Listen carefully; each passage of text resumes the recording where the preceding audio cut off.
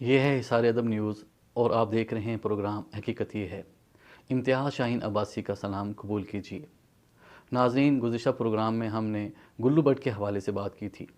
آج ہم آسمانی مصیبت کے حوالے سے بات کریں گے۔ خلیفہ ہارون رشید عباسی خاندان کا 5واں خلیفہ تھا۔ یوں تو عباسیوں نے 500 سال تک اسلامی دنیا پر حکومت کی اور ان کے 37 کے قریب حکمران برسر اقتدار آئے اور ان میں کہیں قابل، ذہین و فطین اور خداداد صلاحیتوں کے مالک تھے، مگر زیادہ شہرت خلیفہ ہارون رشید عباسی کے حصے میں آئی۔ ہارون رشید کے دور میں ایک بار بہت بڑا قحط پڑ گیا۔ اس قحط کے اثرات سمرقند سے لے کر بغداد تک اور کوفہ سے لے کر مراکش تک ظاہر ہونے لگی۔ ہارون رشید نے اس قحط سے نمٹنے کے لیے تمام تدبیریں آزما ڈالیں۔ اس نے غلوں کے گودام کھول دیے، ٹیکسز معاف کر دیے، پوری سلطنت میں سرکاری لنگر خانے قائم کر دیے گئے اور تمام امراء و تاجروں کو متاثرین کی مدد کے لیے موبلائز کر دیا گیا، مگر ان سارے اقدامات کے باوجود عوام کے حالات ٹھیک نہ ہوئے اور قحط سالی پر قابو نہ پایا جا سکا۔ ایک رات خلیفہ ہارون رشید شدید پریشانی میں مبتلا تھا۔ اسے نیند نہیں آ رہی تھی۔ پریشانی کے عالم میں اس نے اپنے وزیر اعظم یحییٰ بن خالد کو بلا بھیجا۔ یحییٰ بن خالد خلیفہ ہارون رشید کا استاد بھی تھا۔ اس نے بچپن سے لے کر جوانی تک بادشاہ کی تربیت بھی کی تھی۔ ہارون رشید نے یحییٰ بن خالد سے کہا، استاد محترم، میں اس وقت شدید کرب میں مبتلا ہوں، مجھے کوئی ایسی بات بتائیں جس سے میرے بے چین دل کو سکون آ جائے۔ یحییٰ بن خالد مسکرایا اور عرض کیا، بادشاہ سلامت، میں نے اللہ کے کسی نبی کی حیات طیبہ میں ایک داستان پڑھی تھی۔ یہ داستان مقدر، قسمت اور اللہ کی رضا کی سب سے بڑی اور شاندار تشریح ہے۔ اگر اجازت ہو تو وہ داستان میں آپ کے سامنے گوش گزار کروں۔ بادشاہ نے بڑی بے چینی سے جواب دیا، یا استاد، فوراً فرمائیے، میری جان حلق میں اٹکی ہوئی ہے۔ یحییٰ بن خالد نے عرض کیا کہ کسی جنگل میں ایک بندریہ کسی دور دراز کے سفر کے لیے روانہ ہونے لگی۔ اس کا ایک بچہ تھا، وہ اس بچے کو اپنے ساتھ نہیں لے جا سکتی تھی۔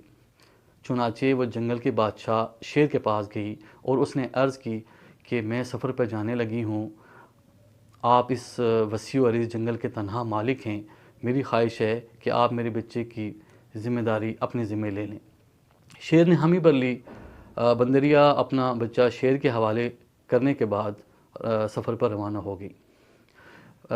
شیر نے بندریہ کے بچے کو اپنے کاندھے پہ بٹھا لیا اور جنگل میں اپنے روزمرہ کے جو کام تھے وہ سر انجام دینے لگا۔ ایک دن وہ جنگل میں گھوم رہا تھا کہ اچانک آسمان سے ایک چیل نے اڑان بھری، شیر کے کندھے کے قریب پہنچی اور جپٹ کر بندریہ کا بچہ اٹھایا اور آسمان میں گم ہو گئی۔ شیر ہڑبڑایا، جنگل میں دوڑا بھاگا، مگر وہ چیل کو پکڑنے سے قاصر رہا۔ یحییٰ بن خالد رکا، اس نے سانس لیا اور خلیفہ ہارون رشید سے عرض کیا، بادشاہ سلامت، چند دن کے بعد بندریہ واپس لوٹ آئی اور اس نے شیر سے اپنے بچے کا مطالبہ کر دیا۔ شیر نے سخت شرمندگی اور ندامت سے کہا، تمہارا بچہ تو چیل لے گئی۔ بندریہ کو سخت غصہ آ گیا۔ اس نے چلا کر کہا، تم کیسے بادشاہ ہو؟ تم میری ایک امانت کی حفاظت نہیں کر سکے، تم اس سارے جنگل کا نظام کیسے چلاؤ گے؟ شیر نے افسوس سے سر ہلایا اور جواب دیا، میں زمین کا بادشاہ ہوں، اگر زمین سے کوئی آفت تمہارے بچے کی طرف بڑھتی تو میں اسے روک لیتا، لیکن یہ آفت آسمان سے اتری تھی اور آسمان کی آفتیں صرف آسمان والا ہی روک سکتا ہے۔ یہ کہانی سنانے کے بعد یحییٰ بن خالد نے ہارون رشید سے عرض کیا، بادشاہ سلامت، قحط کی یہ آفت بھی زمین سے نکلتی تو آپ اسے روک لیتے، یہ آسمان کا عذاب ہے اور اسے صرف خدا تعالیٰ ہی روک سکتا ہے، چنانچہ آپ اسے رکوانے کے لیے بادشاہ نہ بنیں بلکہ فقیر بنیں، آفت خود بخود رک جائے گی۔ ناظرین، دنیا میں دو طرح کی آفتیں ہوتی ہیں، آسمانی آفتیں اور زمینی مصیبتیں۔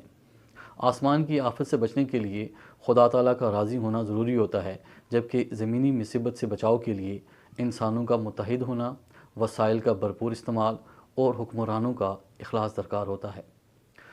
یحییٰ بن خالد نے ہارون رشید سے کہا تھا، بادشاہ سلامت، آسمانی آفتیں اس وقت تک ختم نہیں ہوتی جب تک انسان اپنے رب کو راضی نہیں کر لیتا۔ آپ اس آفت کا مقابلہ بادشاہ بن کر نہیں بلکہ فقیر بن کر کریں، خدا کے حضور گر جائیں، اس سے توبہ کریں، اس سے مدد مانگیں۔ ناظرین، پاکستان میں الیکشن ہوئے 14 دن گزر چکے ہیں، مگر ابھی تک مرکز میں حکومت کا اسٹرکچر تک نہ بن سکا۔ بڑی بڑی اور آزمودہ جماعتیں ایک دوسرے کو پہلے آپ کی گردان کر رہی ہیں، اور مہنگائی اور یوٹیلٹی بل کی چکی میں پسی عوام اس سوچ میں غلطاں ہے کہ ان پر یہ آسمانی آفت ہے یا زمینی مصیبت۔ اپنے کسی اگلے پروگرام میں کسی نئے موضوع کے ساتھ حاضر ہوں گے، تب تک کے لیے امتیاز شہین عباسی کو اجازت دیجیے۔ اللہ حافظ۔